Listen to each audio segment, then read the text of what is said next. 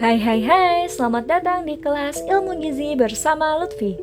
Kali ini kita akan belajar mengenai rahasia HFCS, enzim cerdas untuk pemanis lebih efisien dan berkelanjutan. Yuk simak videonya sampai akhir.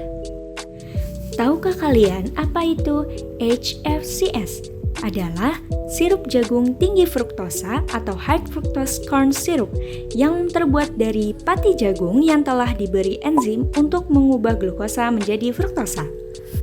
Tahukah kalian ilmuwan kecil di balik manisnya HFCS, yaitu enzim yang digunakan untuk produksi HFCS adalah glukosa isomerase yang mengubah glukosa menjadi fruktosa dan menghasilkan sirup jagung tinggi fruktosa. Dengan produk akhir salah satunya adalah HFCS42. Yuk intip proses produksi HFCS, yaitu ada perendaman jagung, lalu penggilingan dan pemisahan, dan hidrolisis pati. Proses berikutnya adalah isomerisasi glukosa menjadi fruktosa dengan hasil awal yaitu menghasilkan 42% fruktosa. Berikutnya adalah proses pemurnian dan fraksionisasi yang menghasilkan fruktosa dengan kadar 90% dan 55%. Bagaimana enzim mengubah glukosa jadi fruktosa? Ternyata dengan mengonversi D-glukosa menjadi D-fruktosa melalui mekanisme enzimatik. Lalu bagaimana mekanisme reaksinya? Yaitu yang pertama ada pengikatan D-glukosa pada enzim glukosa isomerase. Yang kedua, pembentukan intermediat enediol. Yang ketiga, konversi ke D-fruktosa. Dan yang terakhir adalah pelepasan D-fruktosa.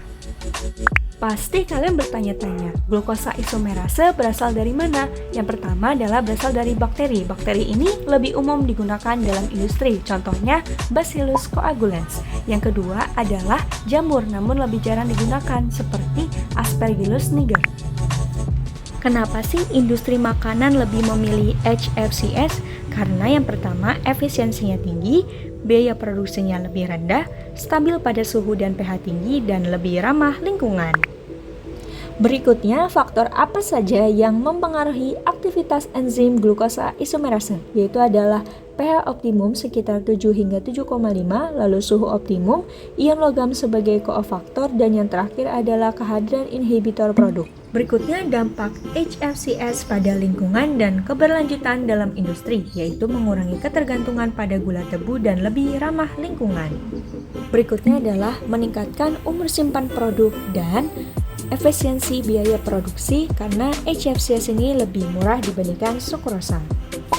Untuk inovasi dan teknologi masa depan yaitu adalah rekayasa genetika untuk enzim yang lebih stabil dan efisien dengan CRISPR-Cas9. Berikutnya dengan pengembangan HFCS dengan fruktosa lebih tinggi dan pemanis alternatif dengan rendah kalori. Terdapat beberapa risiko dan cara mengatasinya, misalnya risiko teknis yaitu ketidakstabilan enzim akibat suhu atau pH yang tidak sesuai, solusinya dengan imobilisasi enzim. Yang kedua dengan penurunan efisiensi akibat inhibitor. Yang ketiga ada risiko lingkungan, misalnya limbah dari proses produksi HFCS, solusinya menggunakan mikroorganisme non-patogenik. Lalu risiko ekonomi, misalnya biaya produksi enzim relatif mahal. Untuk menghadapi tren konsumen modern dengan permintaan HFCS dengan fruktosa lebih tinggi, solusinya adalah dengan modifikasi enzim agar lebih selektif terhadap glukosa. Lalu pemanis rendah kalori dengan menggabungkan glukosa isomerase dengan enzim transketolase. Selanjutnya adalah dengan teknologi CRISPR-Cas9 untuk produksi lebih murah dan efisien. Mikroorganisme penghasil enzim dimodifikasi agar lebih hemat. Berikutnya dengan mendukung produksi berkelanjutan yaitu dengan menekan emisi karbon dan limbah industri. Kesimpulannya adalah glukosa isomerase merupakan enzim utama dalam produksi HFCS menggantikan sukrosa sebagai pemanis yang lebih efisien. HFCS juga lebih manis, lebih larut, dan lebih stabil. Penggunaan enzim ini juga lebih ramah lingkungan dan hemat energi dibandingkan metode kimiawi. Kemudian, industri pangan yang modern juga dapat memanfaatkan HFCS untuk berbagai produk dengan inovasi baru. Mungkin hanya itu saja yang bisa saya sampaikan. Terima kasih semuanya dan sampai jumpa di video berikutnya.